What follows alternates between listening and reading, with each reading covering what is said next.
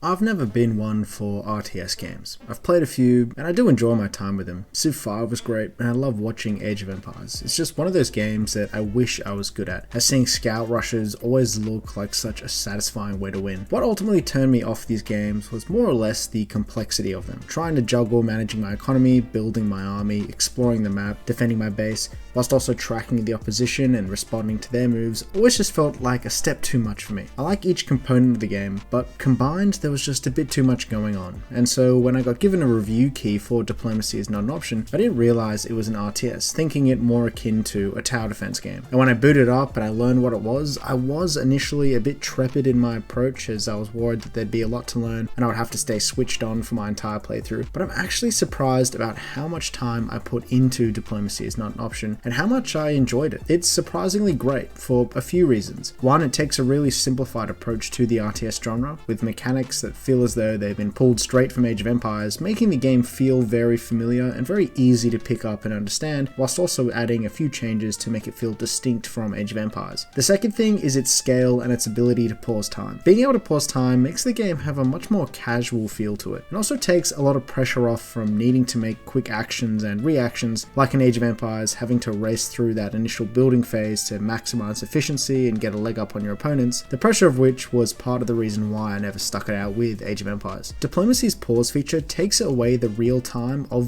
strategy and focuses the game more on the city build-up, tower defense theme, which really resonated with me. It makes the game a lot more accessible to those such as myself that aren't really into the genre or looking for a more casual kind of RTS. There's a campaign with branching storylines and loads of maps, there's an endless mode, and there's a challenge mode with a bunch of missions that give the game a nice sense of variety. And although there might be something to say about the game getting a bit repetitive, or that in the late game the pacing kind of flattens out due to a lack of unit variety, each campaign mission does add a different mechanic or feature that I feel gives the game enough variety between missions to make it feel worthwhile. And the RTS, city builder, tower defense genre is such a perfect pairing, and there's no other way to describe it than this game feels humble, and it feels fleshed out and puzzle-like enough that it still poses a bit of a challenge, whilst at the same time maintaining a very simplified approach to a somewhat complex genre.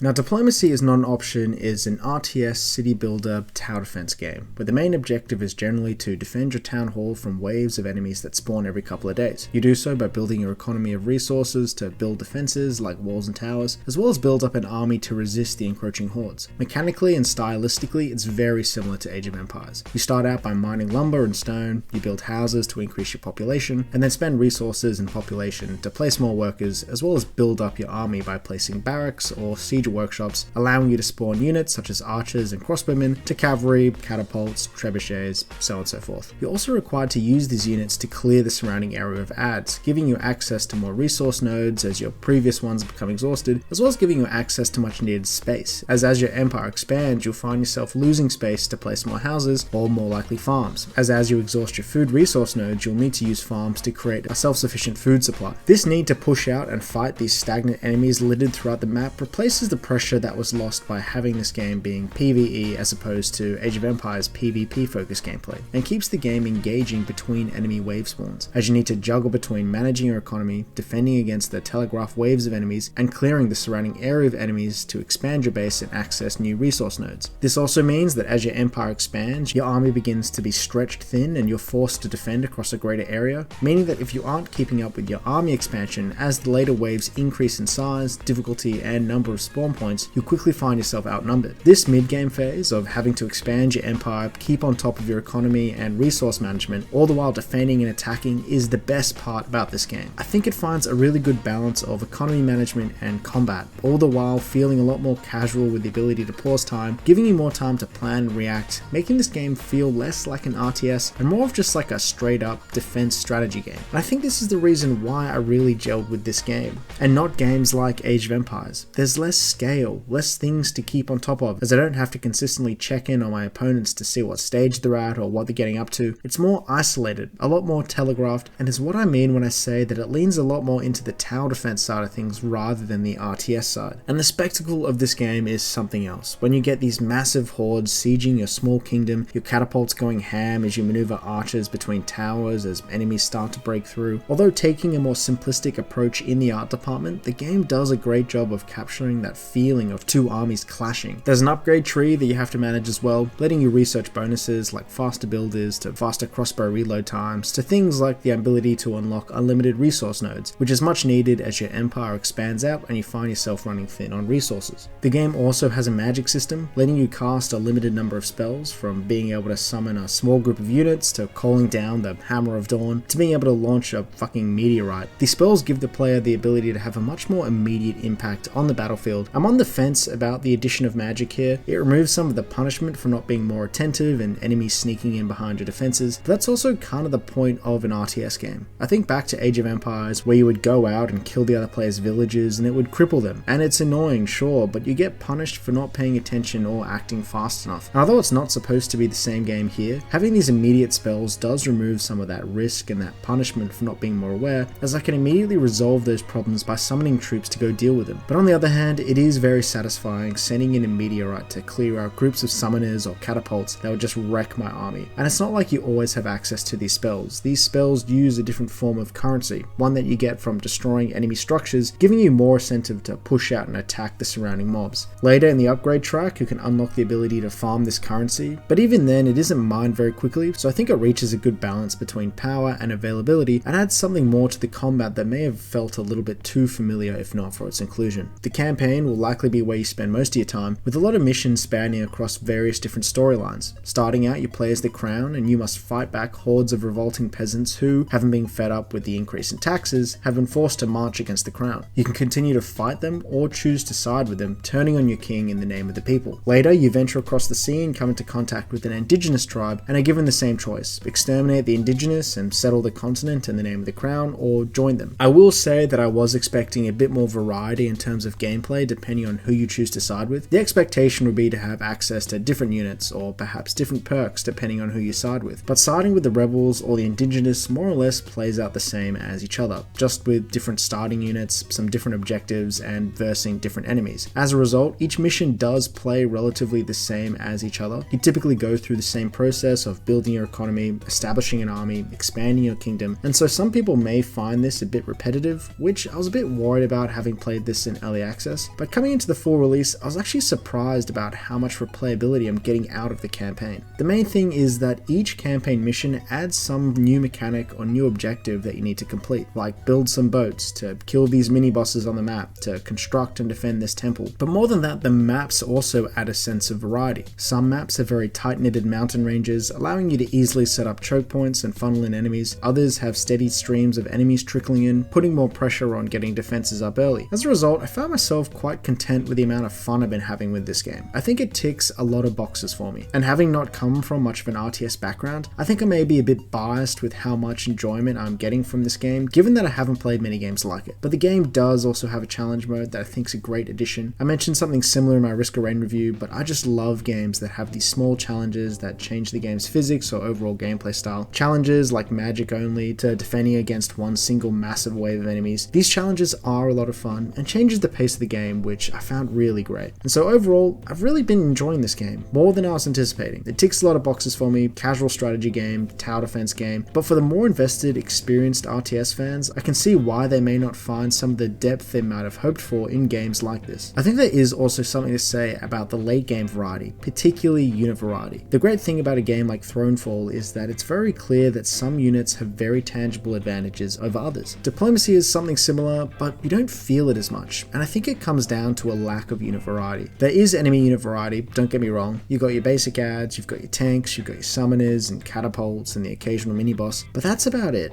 And that variety is somewhat lost when majority of the enemy army is comprised of just foot soldiers with the occasional tank sprinkled in. And so the way you defend against most of these enemies is relatively the same way every time. Build a wall, create a load of archers and trebuchets, stack the wall with archers, build some towers behind the wall to mount your catapults, and then just rain down hell. I think if they had flying units, or they were more liberal with their ranged units, it might push the player to experiment a bit more with foot soldiers and cavalry, but currently archers and trebuchets are pretty much the way to go every time. The same can be said about the upgrade system. Although the upgrades are good and worth having, they're all pretty generic and a bit uninteresting. None of them change the gameplay up much, they all just kind of provide a slight bonus to your units. Like, what if instead of increased catapult splash damage area, you could upgrade it to like fire catapults that leaves pools of fire to damage enemies over time. Currently the unit variety is just a little shallow and means that the only way to combat increasingly difficult units is by increasing the size of the army and not so much selecting the right units in that army. And that's kind of what I mean about the longevity and the build variety of this game potentially becoming an issue. The best part of this game is that mid-game, where you're expanding outwards, fighting camps and defending against hordes, whilst also juggling economy upscaling and management. But past that, into the late game, especially after you build some of the infinite resource machines, you do somewhat hit a wall, particularly in the endless mode where you almost run out of things to do. Now, I would like to clarify that this really is only felt in the endless mode, as the campaign missions typically don't make it too far into the late game, and challenges are kind of their own separate thing. Though some challenges, I will admit, do feel just like campaign missions and lack a bit of distinctiveness and imagination. And I will say that the different maps do call for different ways of strategizing and how you set up towers, but I'm currently 30 hours in and I'm starting to just feel some of that repetitiveness. But even then, I still find myself returning to this game. It's a good game to play in the background, a good game to play whilst listening to an audiobook or a podcast, and it's something that you can wind down to given how casual and simplistic it is. Something that can't be said for other games in the genre. It's a lazy man's RTS, and if some aspect of the gameplay interests you here, or the idea of a game being a cross between Age of Empires and tower defense, and you're not looking for something too overstimulating, or you're just looking for an RTS with a low barrier to entry, I think that you'll find there is something here for you. I really enjoyed my time with this game. Cheers for watching, gang. I'll see you in the next one.